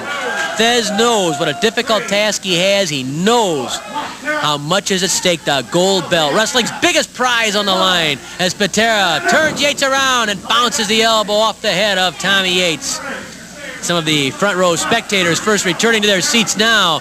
Patera lifts Yates like he's nothing, 230 pounds, is picking him up as though he weighed 10 pounds, pitching him right into the middle of the ring. Patera, what an awesome sight he is. The bear hug by Ken Patera. You know, Patera really didn't start lifting weights until he was in college. When he was in high school, his main athletic outlets were baseball, football, basketball, and he got involved in track and the shot put by his senior year. But when he was a youngster, hanging around in Portland, he spent a lot of time in the gyms working out with the professional wrestlers. He always was strong, a natural athlete. So actually, Patera's involvement with wrestling dates back much further than after his weightlifting days. His earliest involvement was with wrestling, and that's why he has such good instinct, why he's such a good ring general in there. There's more to Patera than muscle. He can wrestle. He knows the holds. He knows the escapes. He can pace himself. And most importantly of all, probably, he knows how to use the power that he has. The power that maybe nobody else in wrestling or in the world has. Patera knows how to use it best. Look at that, lifting the man this so easily. And then the backbreaker, jamming the back into his own knee. How will Patera go against Harley Race? Race, who refuses to give an inch, who has no mercy either, so much like Ken Patera. And both men after the same goal, the gold belt. Patera hurls Yates into the turnbuckles. Knee lift to the chest from Ken Patera. Right now he's battering Tommy Yates. There's the elbow to the neck. 5 minutes have passed, 5 minutes left. Patera driving home the elbow to the neck. What condition this man is in. Patera circling, coming up behind Yates. There's the full Nelson. And there's the swinging neck breaker. The swinging neck breaker that Ken Patera considers to be the most lethal weapon in wrestling today. Yates cries out yes as Patera forces the neck forward. Lee Warren, the referee, standing right up to Patera. Patera the winner with the swinging neck breaker over Tommy Yates. Yates nursing his wounds, and he took a pounding from the Missouri State champion, Ken Patera. Let's get the official verdict from ring announcer Mickey Garagiola. In 5 minutes and 20 seconds, with the swinging neck breaker, the winning Missouri State champion, Ken Patera. Early in the victory scored today by Missouri State champion Ken Patera. Ken, you used the suplex, and I have to wonder, were you sending a message to the world champion Harley Race? That's right. Harley Race supposedly is the expert in the world of wrestling on suplexes. He does side suplexes, reverse suplexes, up and down side suplexes, go behind, takedowns, reverses. Whatever kind of suplex you can do, Harley Race, Ken Patera can do much better. Let's take a look at it in slow motion. Now here comes a slow-mo on here. Now here, it takes a lot of strength, knowledge, quickness, and I have it all. Now there is the finest suplex that I've ever seen in my entire life. Now if Harley Race has any knowledge about suplexes, he can learn more by watching mine. So in other words, you not only have the swinging neck breaker, but you also have the suplex that you can use if you are to dethrone Harley Race's world champion. That's right. The way to beat an opponent, especially a man of Harley Race's caliber, is to wear him down. I don't pretend I'm not going to beat anybody with a suplex. Well, I'll tell you one thing, Harley Race. I'll soften you up like a soft, hard-boiled egg, baby. And then I'll slap that swinging full Nelson on, and your neck is going to sound like a bowl of crisp, fresh Rice Krispies in the morning. Snap, crackle, and pop. You've been chasing Harley Race for some time now. I know it's been a very irritating situation for you. That's right. It's been 2.5 years, Harley Race, Toronto, Canada. Just think back. Remember that date? You said, the only reason I'm giving Ken Patera a title match is because he's a bum, he's out of shape, he's fat, he's green, he's inexperienced. For Harley Race, when the smoke cleared and the dust had settled, it was a draw. And you had just barely gotten out of there alive. And I'm telling you this, I'm in shape, more than ever before. I'm more experienced now. I'm a master of all the holds, and I'm a master at winning championship belts. Just like the Missouri State Championship belt right here that I beat that greasy kid punk Kevin Von Erich for. And I'm going to add your strap to my trophy case too, Harley Race. So if you think that you have any future left in this profession, forget it. You're washed up. You're through. You have to be happy also at the appointment of Lou Thez as the referee for this showdown between you and Race. You know, I respect the referees that Sam Mushnick has here in St. Louis, but they don't have guts. If they see something happening, they're afraid to judge it. Well, Lou Thez isn't going to be that type of referee. Lou Thez will call it the way he sees it. He wasn't world champion 6 times for nothing. He's a very knowledgeable man. And Harley Race, you might think that that's in your favor. I don't think so. I think it's in my favor. Ken Patera, today the Missouri State champion. Maybe a week from now, it'll be the gold belt, the World Heavyweight Championship that Ken Patera will be standing here with as we watch Ken Patera's swinging neckbreaker, which brought him victory today over Tommy Yates. What will happen if Patera can get that hold on world champion Harley Race? There won't be any ifs, ands, and buts. That's the hold that's going to beat Harley Race. We'll be back with more in a moment. The second main event, a 1 fall with a 15-minute time limit. Introducing from Denton, Texas, weighing 237 pounds, David Von Erich. From Dunlap, Kansas, weighing 255 pounds, Dynamite Bobby Jaggers.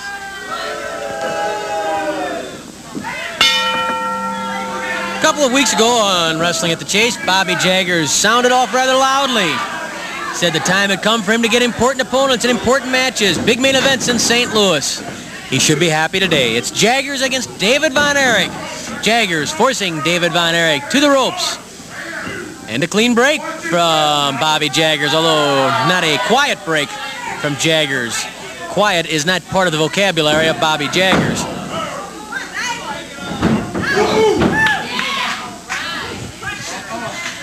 David Von Erich twists the arm of Bobby Jaggers, bends that wrist in, and Jaggers ends up in the ropes.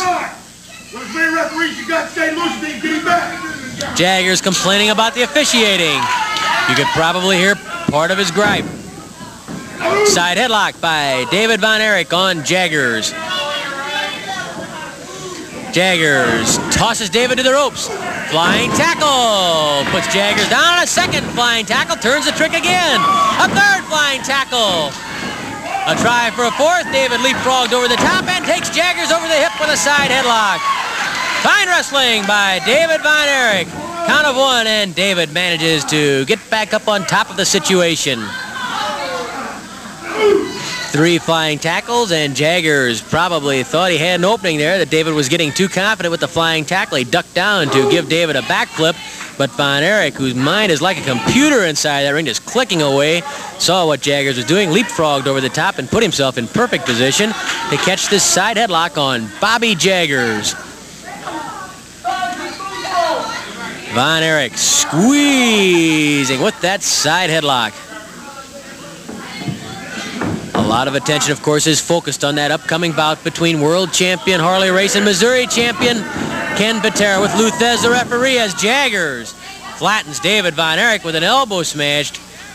But a lot of people, too. Jaggers misses the elbow drop. Side headlock. Down goes Bobby Jaggers.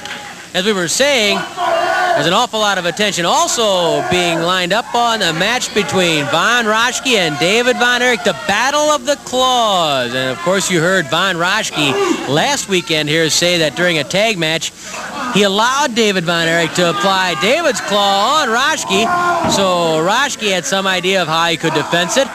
And the fact that he claimed he had proved he could withstand the claw of David Von Erich. And Raschke also added that his claw, which he calls the brain claw because it is so much superior to the iron claw, is a far better weapon than the claw of David Von Erich. With all that attention on the claws, you have to wonder if maybe some other hold, some other maneuver might not prove to be the difference in the match.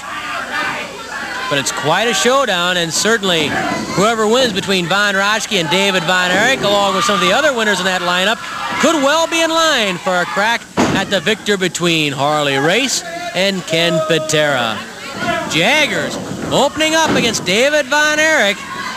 Using a thumb there to the throat of David Von Erich. This is a tremendous opportunity for Jaggers. If he could knock off David Von Erich right here, well, he's going to be someone who's in line for cracks at people like Ken Patera and Harley Race and all the other top stars. Jaggers has recorded a number of victories throughout the Midwest. He's no stranger to main events in many areas, so he has the experience to go with the fire of youth. And he's quite a handful for David Von Erich or anyone else. Jaggers twisting the head of David Von Erich. David spins out nicely. Good work from David Von Erich. And Jaggers goes to the mat and complains that his hair was pulled. Afraid not, because it was strictly the pressure in the wrist and arm by David Von Erich that tossed Jaggers down.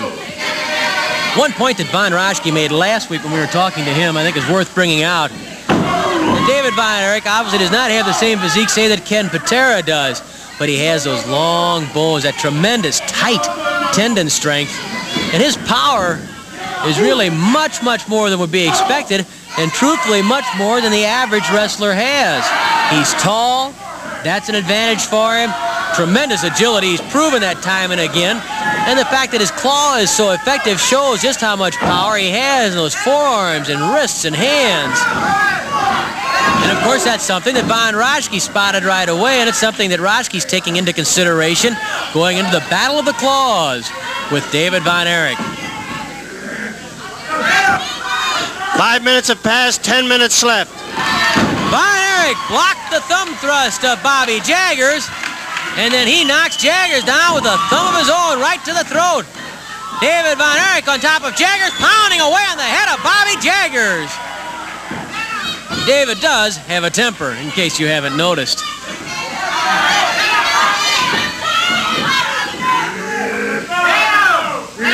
Jaggers takes aim at David Von Erich and pounds on the head of Von Erich. Jaggers taking a page out of the book of Dick Murdoch as he takes a bite from the forehead of David Von Erich.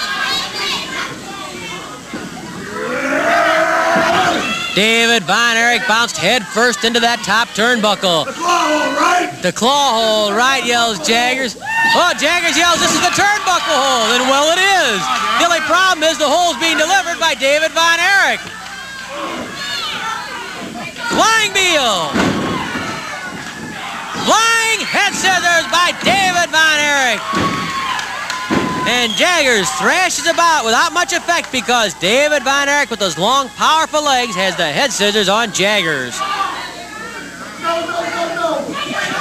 You know, Ken Patera made reference to the only previous bout he's had against world champion Harley Race a couple of years ago in Toronto, and he said that Race was saying that Patera was fat and out of shape. I really can't imagine Race ever misjudging an opponent like that. I have to wonder if it wasn't something at the time to try and throw Patera off balance. Obviously, it did not do the trick because Patera held his own with Race 2 years ago. Probably the only fact that Race might have had correct when he was talking about the experience of Patera. But even there, you look at the experience Patera does have in athletics and in wrestling from his early days, back when he was in high school hanging around the gyms of Portland. Well, you add the 2 years of experience he's had now since that match with Race. All the main events in Carolina, in Texas, throughout the South, in New York, everywhere he goes, Patera's main event, the Missouri State champion. Harley Race has his hands full. And Luthez, the great Luthez, 6-time farmer world champion there to make sure that some sort of law and order is kept. It's going to be a rough match. Don't kid yourself.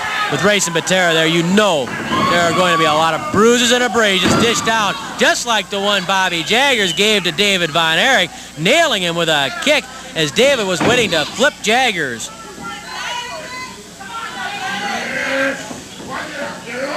Jaggers drives the elbow into the forehead of David Von Erich. Again, the elbow to the forehead of Von Erich. Knee drop to the shoulder by Bobby Jaggers. He covers David Von Erich. But David won't even stay down for the count of one before Jaggers then has to hook the head of David Von Erich. The crowd yells in behalf of David. And Jaggers yells, shut up. That just makes the crowd roar louder. David Von Erich's head trapped in the burly arms of Bobby Jaggers. It's not a strangle. Chuck Riley, as you can see, checking it carefully. Jagger says, you better check him. Check him again, bellows Bobby Jaggers as he squeezes the cheeks together. David Von Erich thrashing about, trying to loosen the grip of Bobby Jaggers. Jaggers now leaning in behind the neck of David Von Erich. He can get that chest up fully against the neck of David. It's not going to be very comfortable. David trying to keep consciousness as his chin is driven down into his chest. Jaggers covers David Von Erich. Before the count of two, once more David shoves off Jaggers. Jaggers quickly pounces and once more ties up the head of David Von Erich. Squeezing that head of David. Bobby Jaggers in command right now against David Von Erich. The big opportunity for Bobby Jaggers. And he's trying to take full advantage. David, first of all, needs to get out of that sitting position. That's just what he's trying to do now. If he can come to his feet, his height will play a part in maybe helping to break him free. Or maybe that elbow will, too, to the ribcage. Down goes David Von Erich. The crowd on the opposite side of the ring screams he pulled air. We had the same view Chuck Riley did, and there was no way to tell how Jaggers pulled him down. It could just have easily been with leverage or with tripping him from what we could see. 10 minutes have elapsed, 5 minutes left. 5 minutes remain. The second feature today on Wrestling at the Chase, and don't go away because we still have another tag team match coming up. A regular tag team match, and the duo of Von Roschke and Dick Murdoch will be reunited. You can recall the battle they had last weekend against Ted DiBiase and David Von Erich. That went to a draw. David pounds on the stomach of Jaggers. Finally, the head is free. Jaggers doubled up. Drop kick from David Von Erich. Jaggers staggering to the corner, trying to get his win. He's gasping. Head first, Jaggers goes into the turnbuckle. Oh, Jaggers reverses the whip. Jaggers reversed the whip, but he misses with the flying tackle and hits the turnbuckle. There's the claw. The iron claw of David Von Erich. Jaggers scoots underneath the ropes to get away. Jaggers quickly heading for the exit when David Von Erich clamped on the iron claw. What happens when he puts that claw, if he can put the claw on Von Roschke? And what happens if Roschke can get the claw on David Von Erich? And oh, look at the blood coming from the head of Bobby Jaggers. The iron claw has opened up Bobby Jaggers. Blood pouring from the forehead of Jaggers as David Von Erich grinds away with the iron claw. The blood streaming down the face and chest of Bobby Jaggers. David Von Erich and the iron claw have opened up and finished off Bobby Jaggers. The iron claw, just as it did to Harley Race once, opening up the forehead of Bobby Jaggers. You can see the blood on the inside of the hand of Von Erich. David yells, I can do the same to Roschke. Watch as Bobby Jaggers tries to come to his feet, the blood pouring out of the forehead of Jaggers. You can see it dripping onto the mat. Bobby Jaggers, that head opened up by the iron claw of David Von Erich. Here's Mickey Garagiola. 11 minutes and 39 seconds with the iron claw. The winner, David Von Erich.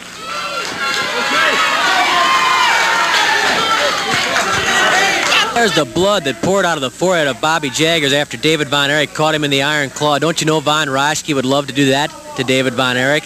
Let's hear from Mickey Garagiola with the next introduction. The final event, an Australian tag team match, most falls to curfew. Introducing from Winnipeg, Canada, weighing 240 pounds, Kerry Brown. From Wellington, New Zealand, weighing 233 pounds, former World's Heavyweight Champion, Pat O'Connor. From Germany, weighing 280 pounds, Von Roschke.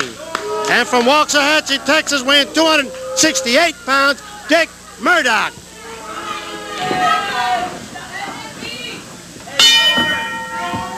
Von Roschke and Dick Murdoch against Kerry Brown and Pat O'Connor. Roschke beginning the action against Kerry Brown. Roschke and Carey pulling each other's heads, and it's Carey who scores with an arm drag. Roschke a bit surprised at the smooth maneuvering of Carey Brown. Once more, Carey Brown and Roschke come to grips. Roschke underneath. Nice fireman's carry by Von Roschke. Roschke yanks back on that arm. You see these 4 men in the ring for a tag team match, and then you have to look forward to the 8-man tag match coming up. Because when you figure people like Dick the Bruiser and Rufus R. Jones and Pat O'Connor and Kevin Von Erich all on one side against people like Takachio, Killer Carl Cox, Roger Kirby, and a gentleman named Dick Murdoch in an 8-man tag match, well, almost anything can happen, because remember that in the 8-man tag match, there will be someone in all 4 corners. Each man who's in the ring will be able to go to one of 2 corners to make a tag. He will have an opportunity to go a couple of different places for a tag, and that should make for a lot of fast tagging and wide open excitement as Dick Murdoch quickly pounds on Carey Brown and pitches Carey Brown outside the ring and onto the floor. Murdoch outside the ring, stomping on Carey Brown. Grabs Carey by the hair. 6, 7. Carey Brown slammed head first into the press table, shattering one of the glasses. And it's amazing if Carey Brown hasn't gotten a sliver of glass into his eye or his forehead after hitting that table. Dick Murdoch turns Carey around and drives the elbow into the throat of Carey Brown. Mickey Garagiola won't have to take a bath because he just got one from the water pitcher. Von Roschke with a kick to the stomach, and Carey Brown in early difficulty against O'Connor. With O'Connor against Murdoch and Roschke. Roschke underhooking both arms, brings him over with a double arm suplex. Nice suplex by Roschke. Flying elbow drop from Roschke to Carey Brown. Roschke covers Carey, count of 1, and at 2, Carey Brown shoves off Roschke. Give Brown credit. After that attack from Dick Murdoch outside the ring, Brown hits the ropes, comes off backwards. Oh, Roschke really tags him right in the kidney area with an elbow smash. Murdoch on the second rope. He's legal from there. Oh, Roschke hanging on to Carey Brown, and Murdoch comes off that second rope with those forearms across the back of Carey Brown. Carey Brown taking some early lumps against Murdoch and Roschke, who at this point are a very smooth and devastating combination. Carey Brown comes off the ropes, missing the tag. Oh, hey, jackknife, cradle by Carey Brown! But Murdoch bangs his knees against the head of Carey to get free. Alert work from Carey Brown, but he really didn't have the wherewithal to keep Murdoch's shoulders down. Roschke pitches Carey to the ropes. Flips him. Oh, no, he didn't flip him. Carey Brown came over the top, throws a punch. Roschke and Brown flail away at one another. Roschke ends up grabbing Carey's hair and flinging him into the turnbuckles.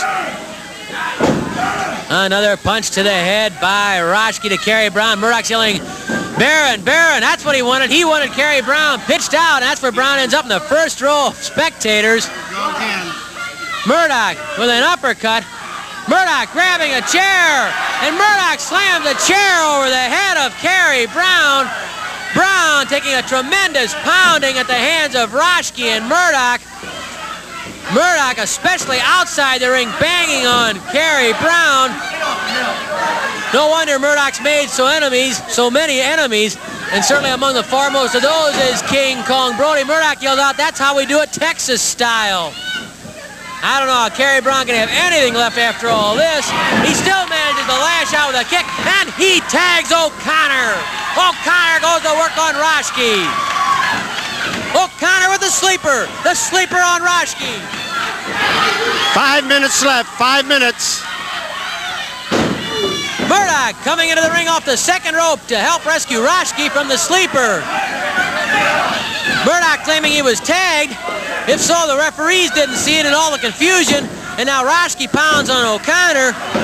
Let me tell you, O'Connor and Carey Brown have had a rough day today. Flying mare from Roschke. Tag made to Murdoch. Murdoch stomps on the head of O'Connor.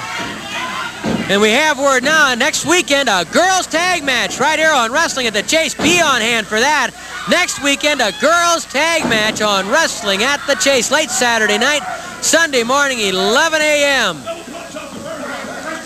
Murdoch yelling instructions to Roschke about a double punch or something. Ah, yes. That's what they had in mind. Murdoch captaining the team as he once did with King Kong Brody, but you know what happened there? That fell apart, and mainly because of Murdoch.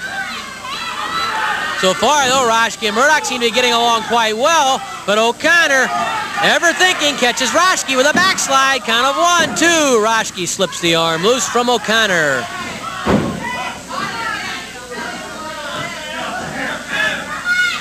Von Roschke whips O'Connor to the ropes. Tries to flip him, instead he's caught in that jackknife and cradle. But Roschke, he caught O'Connor right in the top of the head with the heel of the boot. That allowed him to get free. Murdoch tagged Roschke. Murdoch drives the elbow into the neck of O'Connor. Another punch to the face by Murdoch on O'Connor. Murdoch with a side headlock just long enough to throw a punch. Wonder how Lou Thez would be as a referee for Dick Murdoch. That'd be an interesting combination. Well, he's got his hands full with Race and Batera, the World Heavyweight Championship on the line. Harley Race, the title holder. Ken Batera, the challenger and Missouri State champion. O'Connor came off punching, so Murdoch tagged Roschke. And O'Connor catches Roschke with a kick to the chest that floored Roschke. O'Connor pounds on Roschke. 2 minutes left, 2 minutes. Roschke tossed into the corner where Kerry Brown and O'Connor can double team Roschke. Kerry Brown throwing that hard right that he's picked up from O'Connor at Roschke. Roschke thrown to the corner. Tag was made, I'm sure. Yes, the tag was made to Murdoch. Brown doesn't realize it as he was jamming his shoulder into the stomach of Roschke. And then Murdoch drives some vicious kicks into the rib cage of Kerry Brown. Murdoch catches Brown coming off the ropes with an elbow smash. Here comes Von Roschke after Murdoch leveled Brown with that elbow smash. Roschke throws Brown to the corner. Then Murdoch and Roschke double team Kerry Brown. Flying mare from Roschke. He lines up the claw. There's the brain claw, as he calls it, the brain claw of Von Roschke. The brain claw of Von Roschke. Kerry Brown struggling to get up. Roschke squeezing away. 1 minute left, 1 minute. Von Roschke with the brain claw on Kerry Brown. Brown trying to keep consciousness. Murdoch screaming, squeeze him, squeeze him, squeeze him. Brown's shoulders are down, and there's the count of 3. Von Roschke with the brain claw on Kerry Brown. Well, we've seen both versions of the claw. David Von Erich's claw and Bobby Jagger's opening up Jagger's head, and now Roschke's claw on Kerry Brown. We checked the clock, and we do have a winner because the curfew is just about gone. So the winners are Von Roschke and Dick Murdoch, thanks to Roschke's claw. Here's Mickey. With time running out, the winner of the only fall and the match, Dick Murdoch and Von Roschke.